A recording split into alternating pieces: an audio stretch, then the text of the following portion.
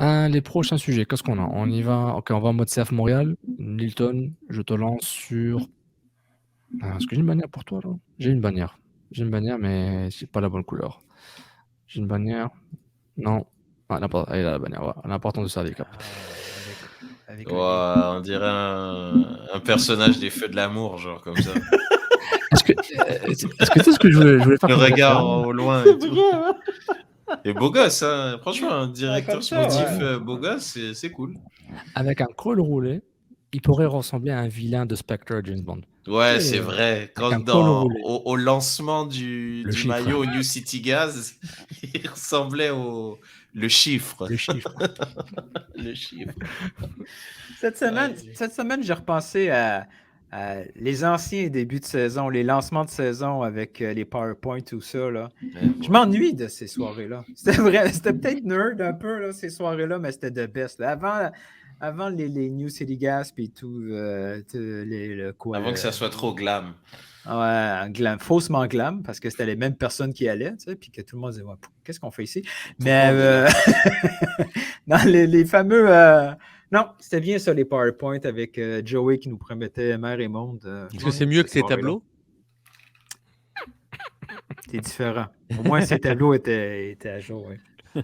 Nilton, tableau, Oui. j'ai deux questions. Oui. Est-ce que des clubs Oui. t'ont contacté pour te recruter? De 1. De 2. De 3. De 2. Est-ce que des gens t'ont demandé une copie de ce fichier Excel pour qu'ils utilisent pour leur propre recrutement? De 3. Pourquoi tu fais ce tableau depuis quoi? 4 ans là? Il y a deux questions. Hein. Il y a deux questions oui-non, puis un autre un pourquoi. Ouais. Ben, une des deux questions, il y a oui. Je te dis pas lequel. Sinon, pourquoi? Tu sais, souvent, quand on fait un article, là, c'est parce que nous-mêmes, on cherche des informations. Puis une fois qu'on cherche des informations, on se dit, bah, on va le partager. Mais c'est souvent ça, dans le fond. Hein? C'est décrapé. Hein? C'est comme, merde, j'aimerais ça savoir. Tu cherches, ah, t'as trouvé. À la fin, tu dis, bah, on va le partager. Non, mais le tableau, ça fait quoi? Est-ce que c'est la 3e saison que je fais des Excel un peu tout croche sur Twitter? Et la première fois que je l'ai fait, j'étais extrêmement étonné par la popularité d'un Excel. Là, on s'entend, là, c'est pas très, très sexy.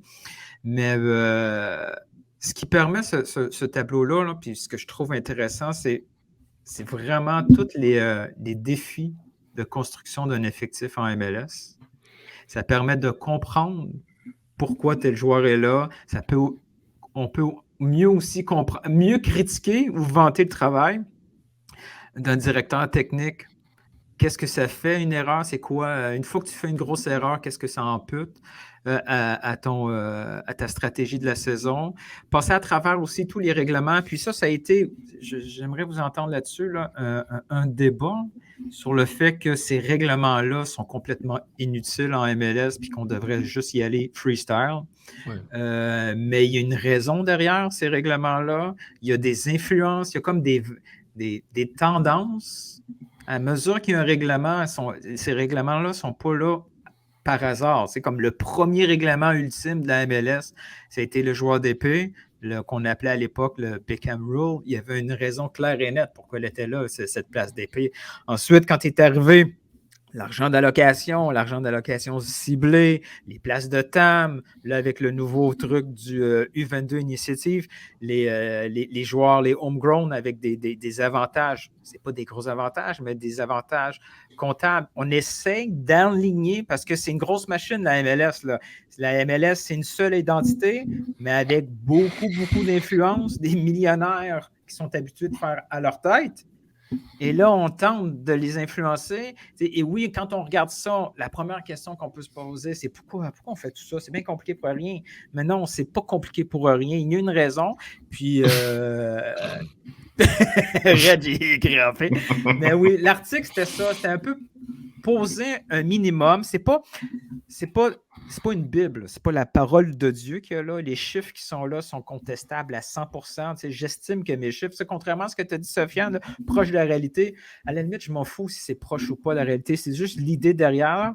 Tu sais, c'est peut-être, probablement, ben je sais, non, ils ne le regardent pas, c'est ce genre d'article-là. Vasily, le vieux renard, ne regarde pas ça. Ils ont le vrai tableau, ils ont leur vrai whiteboard. dans leur bureau, ils savent très bien c'est quoi le vrai tableau. Mais s'ils voient ça, ce tableau-là, ils vont trouver des erreurs aberrantes, c'est sûr, parce que la MLS, ce qu'elle devrait faire comme prochain step, c'est vraiment une transparence totale pour être unique, pour créer du contenu et de la conversation comme les autres ligues le font.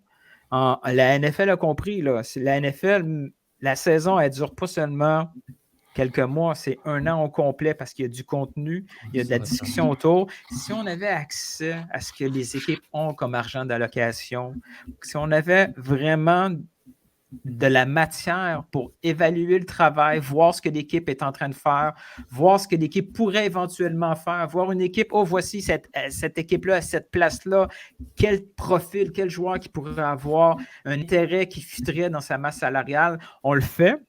On le fait à tous les jours pour les autres sports nord-américains. Quand il y a la fameuse période des échanges, on sait exactement ce qu'une équipe peut faire comme échange. Les gens proposent des échanges, il y a une conversation. Moi, je trouve qu'un article comme ça, à première vue, ça peut sembler être lourd parce que les règlements sont multiples. Puis des fois, c'est un peu compliqué à comprendre, là, c'est certaines nuances. Mais une fois qu'on a accès à tout ça, si on avait en plus les données exactes, ça pourrait apporter vraiment un intérêt supplémentaire à suivre les activités de la Ligue, pas seulement ce qui se passe sur le terrain, mais tout ce qui circule autour d'une gestion d'effectifs. Et sur ce, les 5 non, mais personnes. il y a quelque chose qui m'avait frappé dans les commentaires, Twitter. Bon, d'une part, il y a eu un engagement incroyable. Un engouement véritablement incroyable pour un article qui était quand même centré sur ces mécanismes de fonctionnement et oui, le budget du CF Montréal. Je trouve que ça prouve quand même que les gens avaient en quelque sorte besoin de ce type de contenu. Il y a eu une interaction, moi, qui m'a intéressé de ta part, où tu disais que ces outils-là, ils sont intéressants pour des directeurs sportifs qui sont créatifs ou qui sont intelligents. J'aimerais que tu développes un peu cette idée-là de pouvoir justement utiliser ces différentes règles pour construire ton effectif de façon intelligente ou créative. Quand il n'y a pas vraiment de structure, pas de limite à la construction d'un effectif, puis il y a juste une seule et unique façon de faire, c'est-à-dire le plus gros portefeuille va chercher les meilleurs joueurs. Quand il y a une façon de faire, point final. Et on le voit parce que c'est au niveau mondial, on voit comment que ça se construit un effectif. Il peut y avoir des exceptions, mais généralement, le plus gros portefeuille va dominer un championnat. Je veux dire, dès qu'il se passe quelque chose, la petite équipe n'a pas vraiment de moyens alternatifs à part prendre des risques et espérer avoir une tempête parfaite, que son équipe performe bien pendant qu'une autre équipe est en train de se planter. En MLS, tu peux composer, même si tu n'as pas les outils comptables, financiers, tu as les règles. Tu peux jouer avec les règles. Tu as vu qu'il y a une contrainte, une limite à la construction d'un effectif, tu as cet espace-là de masse salariale que tu peux transjuger. Donc, un joueur comme, on le voit là, Alistair Johnson, on n'a pas gaspillé une scène pour aller le chercher. En dehors de la MLS, c'est impossible. Il faut absolument que tu sortes de l'argent, tu investisses de l'argent et tu prennes un risque avec un joueur. Georgi Mihailovic, c'est la même chose. Le joueur est là, il y a une certaine valeur. Grâce au règlement, grâce au mécanisme de construction d'effectifs dans la MLS, un club comme la MLS, un club comme Montréal peut se positionner différemment pour essayer de se construire une équipe compétitive dans ce marché-là. Et ceux qui dépensent trop rapidement ces places de masse salariale peut se retrouver avec un défi très, très compliqué qui ne peut pas résoudre simplement en investissant de l'argent. Donc, on le voit là, Toronto, une fois que ces stars ont vieilli, qui ont eu moins d'influence sur le terrain, ils n'ont pas pu faire comme une équipe anglaise fait quand ça ne va pas bien, ils vont juste racheter d'autres joueurs puis ils se rajoutent un nouveau 11 partants. C'est infaisable en MLS. Donc, ça donne cet outil-là à des équipes de 2e et 3e ordre pour pouvoir compétitionner et proposer une stratégie d'effectif totalement différente. Yep, super, clair. On fait comment pour faire de l'argent avec ça? MLS4.com. Sofiane qui cherche encore son échappatoire après Sorare il y a 2 semaines, il cherche son escape. Non, mais c'est super intéressant Ethan, parce que moi, surtout que je comprends pas, c'est la structure des places de roster spots là. Le truc là, supplemental, je sais pas quoi, puis avec l'âge, puis si t'es plus jeune, mais t'es à 35 places, tu coûtes pas. Tu sais, tous ces places dans le roster pour faire dire que tu coûtes moins cher sur la masse salariale malgré ton salaire. Je trouve ça tellement compliqué, alors que je sais même pas en quoi ça aide des clubs. Pourquoi le supplemental roster 25, tu peux mettre un gars de l'académie, ça n'a aucun sens. Genre, je comprends, ils ont juste à enlever cette règle. Puis ils n'ont pas besoin d'avoir des règles. Tu sais, c'est comme l'histoire de Green Card là, qui ressort à chaque fois. Je dis, bah. Mais ces places de supplemental, encore là, c'est une MLS change la influence. règle. Ouais, mais la MLS, ça change la règle, puis c'est bon, tu n'as plus le problème. Oui, mais la MLS veut influencer ses équipes à ne pas boucher le trou avec d'autres joueurs. Ils veulent donner une récompense. Ils veulent donner une récompense aux équipes qui forment des joueurs avec leur académie. Si ces joueurs d'académie-là sont performants et en plus, tu es capable de les mettre dans des places qui ne coûtent pas des places seniors, ça devient un avantage. Juste la situation des gardiens. Je veux dire, l'année passée, après le départ cette saison, ils vont se retrouver avec 3 joueurs qui vont coûter aucune place senior. C'est un avantage. Tu peux, pendant ce temps-là, prendre une place senior pour remplir une autre position clé sur ton effectif. Et ce qui s'est rajouté, et ce qui était limitatif dernièrement, c'était le fait que tu avais droit seulement à 20 joueurs, à 30 joueurs. Et là, ils se sont rajoutés depuis l'année passée. 30. Tu peux avoir des contrats. Tu peux donner des contrats à des joueurs qui ne seront pas inscrits dans ton effectif. Tout ça pour protéger tes acquis de homegrown, de joueurs formés en club. Là. Donc, tu sais, oui, ces 10 dernières places de supplemental qui, à première vue, peuvent nous sembler complètement inutiles parce que c'est juste des jeunes. Mais si ces jeunes-là t'évitent de gaspiller une place senior, ça donne un avantage supplémentaire. Là.